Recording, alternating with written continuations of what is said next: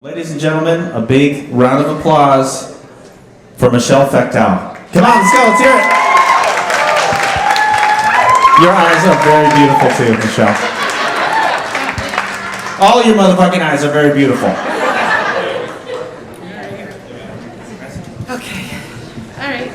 So, I'm not much of a camper, but almost every summer, my husband and I will take our gaggle of kids up north to the UP to go camping. And my husband had always gone up with his Polish family from Detroit to the UP, and now I was married to him and we were living in Detroit and we were carrying on the tradition. And so when we went up to the UP, one of the first times with my family, and I want to explain a little bit about my family. Although when we're together, we feel very normal and we see each other as the individuals that we are, and we're kind of a crazy group of kids and people, and we have in our house our 3-bedroom bungalow up to 8 children at a time. And this summer was no different. And our oldest son, who named Sammy, has autism, and he was starting to hit pre-puberty when we went out this particular summer, and was obsessed with things like kids with pre-puberty might be, but without the social norm filter that most people have, as most people with autism have.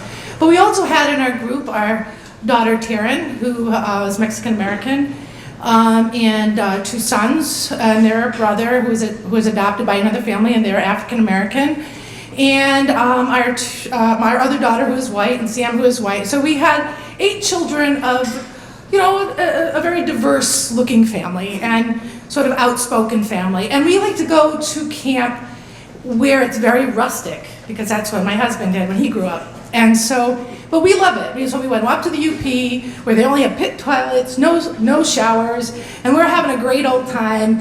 And, but we're getting grungier by the day, and we're there for a whole week. And by the end of the week, we run out of food and clean clothes, but we decide to celebrate on this Friday night. We would go to Rapid River.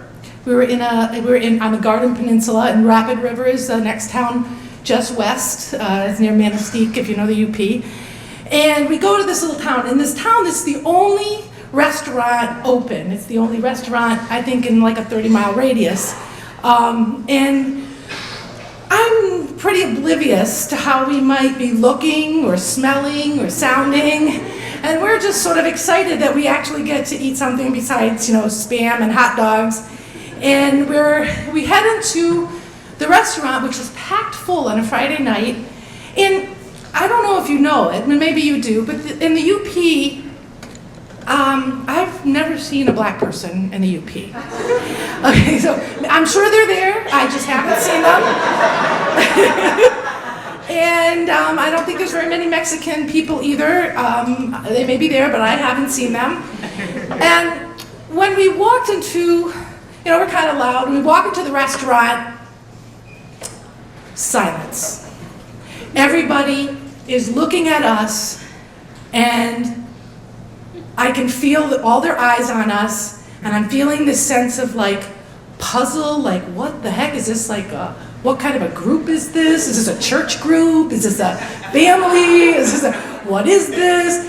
And I'm feeling a little tense, and I think my son Sammy with autism picked up the cue, because he says in a very loud voice, repeatedly, "Boy's got a penis, boy's got a penis."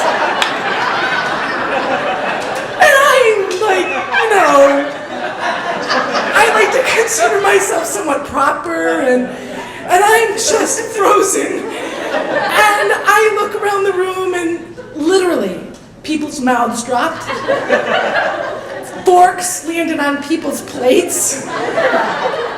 And all the kids are like, everybody's frozen, and the hostess comes up and hurries up and sort of escorts us in the back room, in a back corner of a back room, and everybody, he said it loud enough that everybody in all the rooms heard it, and they're all staring at us, and I turned around and I just said, "My son has autism," and sometimes he says things like that, And people actually gave heads nodding knowingly, even way up in this UP. Where I didn't realize, autism is everywhere. It affects everybody across all spectrums. And people seemed to take a step back, but then the waitress came out, and she had this big smile on her face. She must have been in the way back room because she didn't quite hear what he said. And she says to our family, "Did I hear somebody want some peanuts?"